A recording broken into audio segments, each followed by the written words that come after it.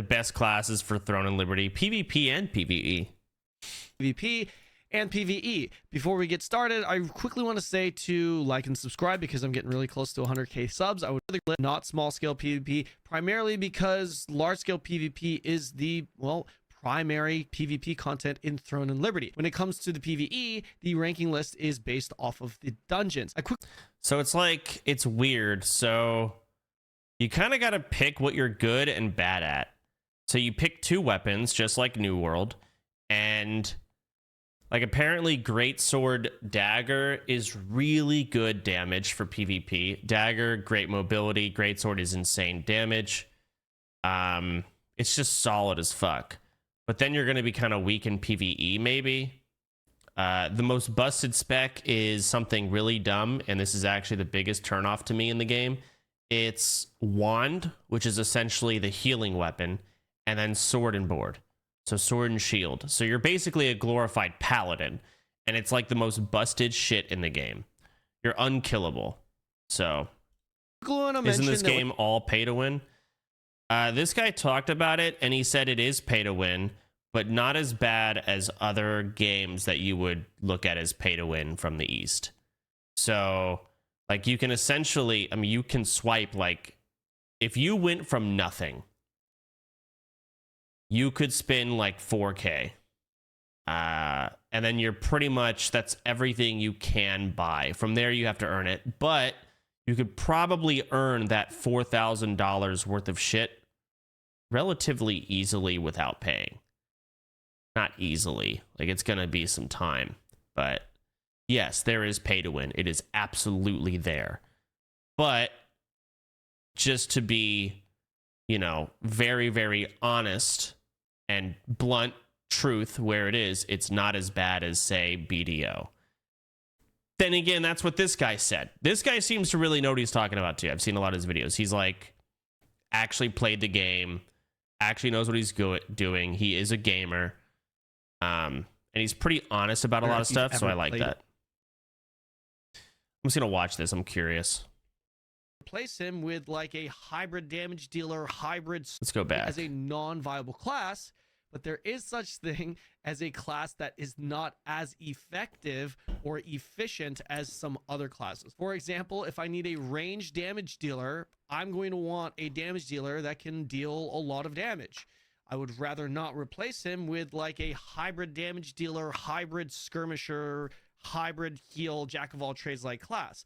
Certainly not for a ranged damage dealing role when it comes to large scale PvP. That's not to say you can't play that jack of all trades role, but this is the reason why most players, he's got a cut on his lip, tell you this class is better than this. The reality is all classes are viable. However, there are clearly some classes that outperform others, and we're going to be going over them in this video. Let's begin. Wait, hold on. Didn't this guy say it didn't do well in China/Korea because it isn't pay to win enough? Yes. Exactly. So it's like this awkward in between where it is pay to win. Yes. But it's not enough to make the East happy. Which is what? It's really hard to wait, is that my gamer subs? Wait, I thought it was my banner. You're right, that is my gamer subs. Damn, okay. From the time of this I'm glad I said great things about this dude. He deserves it. What a great guy. video, there are 2 weapon combinations or classes that top them all. Both happen to be tanks. The first being Sword, Greatsword. It's simple. Sword gives you access to defense. Greatsword gives you access to big damage. The defensives from Sword not only... And the other thing, before I keep watching this video, the other thing that I'm like not sure about, I guess I don't know where to look it up. How difficult is it to respec? Like, let's say I play Sword, Greatsword like this. Is it like leveling an entirely new character? Make you insanely tanky, but you can also self-sustain via heals by Q blocking at the right times, plus a couple of possible heal ability options. Sword also provides ninja decent damage and fantastic control in the form of hooks and knockbacks, allowing you to not only set up huge plays for your team, but you're also one of the best peelers in the game. On top of that, Greatsword will also give you even more CC in the form of stuns and knockdowns, as well as burst damage, allowing you to kill squishier DPS targets within just a few abilities as a tank. Greatsword is a weapon designed around less hits, but big home runs when you connect, and it synergizes perfectly with sword. God, look at all those people. Injury, all of this. Okay. The next thing I'm worried about, or not worried, I'm curious about how large scale PvP is actually going to be. I'm a WoW player. And to me, when you have about 20 people or more in one area, the game doesn't work anymore. So my expectations are at an all-time low, or at least to appease me. This looks like it actually seems great, which makes me just hate Blizzard. This can also be AoE, allowing you to CC and burst down even groups of I'm talking about the lag, right? Sword Wand, commonly referred to as Paladin, is the ultimate survival tank that will feel pretty much impossible to kill. Along with all the defensives the sword provides, Wand allows it to not only obviously heal himself, but also provide his party with support buffs. This is the Sword Wand build. I said it's basically Paladin. Tank can also be built to set up big AoE curse bombs, and with the right gear can have insane one-shot burst potential on top of the insane self-sustain and support it comes with. This currently, all this is things Throne and considered, Liberty. is arguably the most powerful overall class in the game. Don't expect to be able to constantly burst targets down non-stop, but you do have some sustained DPS with the occasional big nuke in reserve should you build for it. If you want to play a class where everyone will just run away from you unless they're with multiple people, this is it. There are really only two top choices when it comes to the best overall close range classes. The first, not in any particular order, is Greatsword Dagger. My personal main class on KR, Greatsword Dagger. If you're looking for a close range assassin or roguelike gameplay, this is it. It's kind of similar to Dark Runner if you've ever played Arcade. This is kind of what I'm thinking about playing. Will have you engage from range or stealth in efforts to CC lock your target and unload a huge burst rotation, executing your target in just 1 or 2 damage abilities.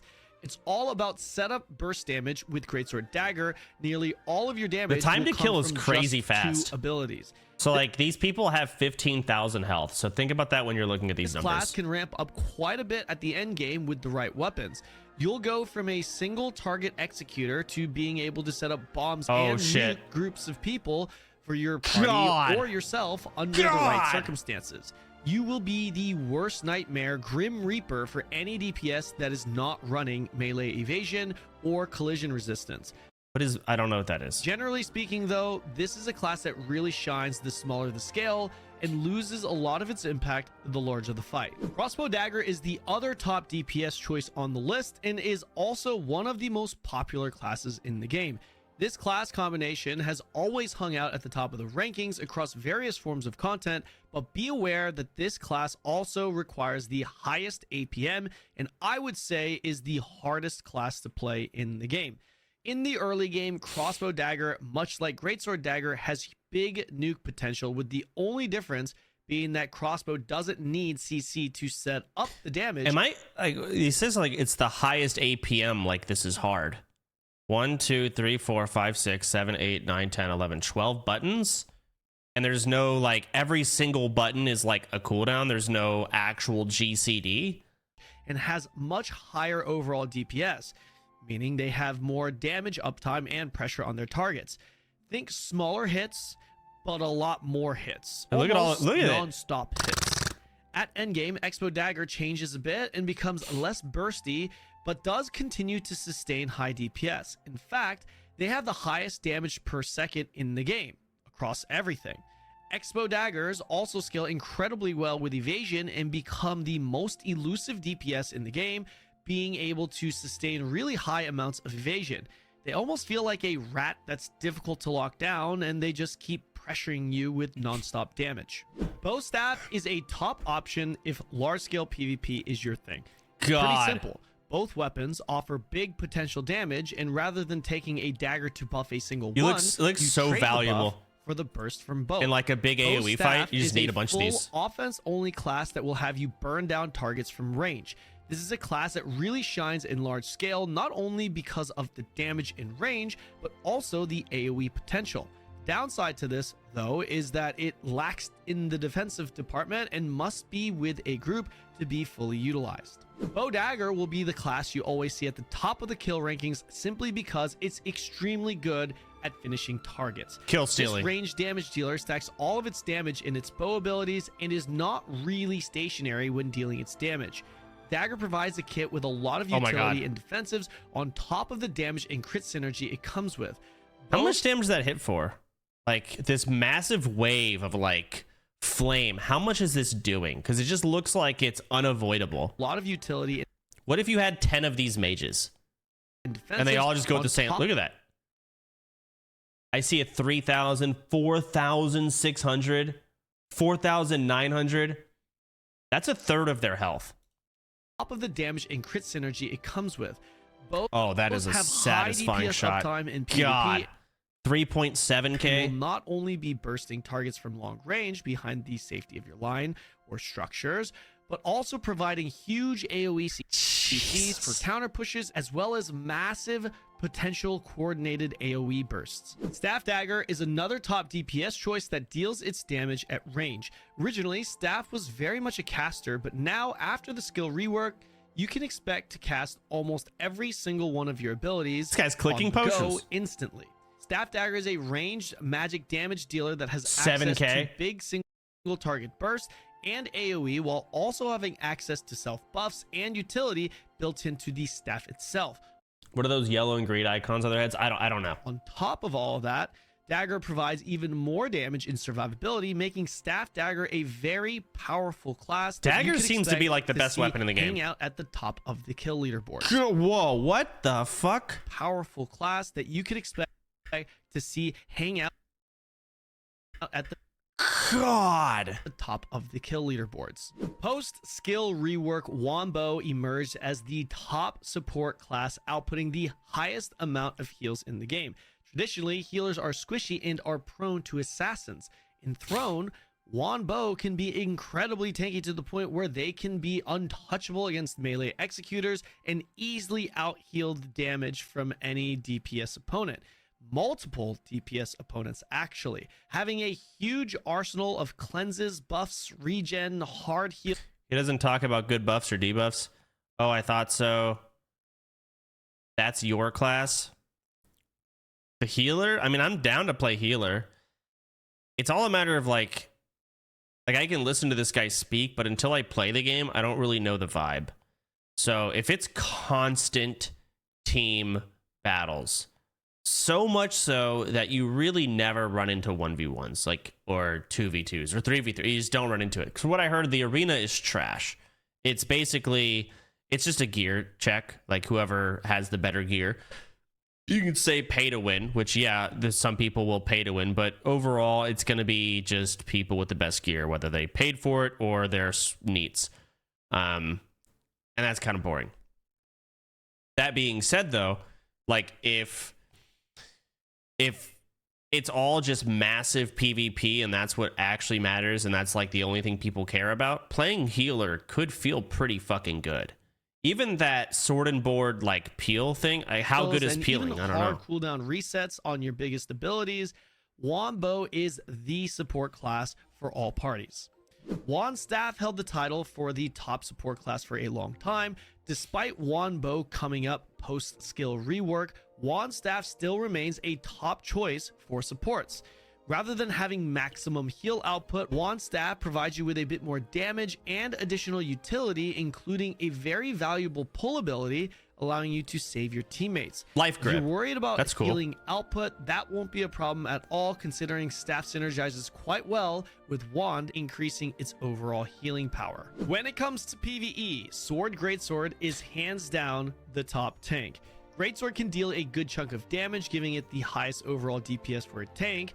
But the bigger value is Greatsword's access to Blood Devotion, a massive damage buff for your entire party, increasing everyone's base weapon damage by 50. This, along with the damage output, makes Sword Greatsword, no question, the best overall PvE tank in the game. While Sword Greatsword is at the top, Sword Wand is a close second.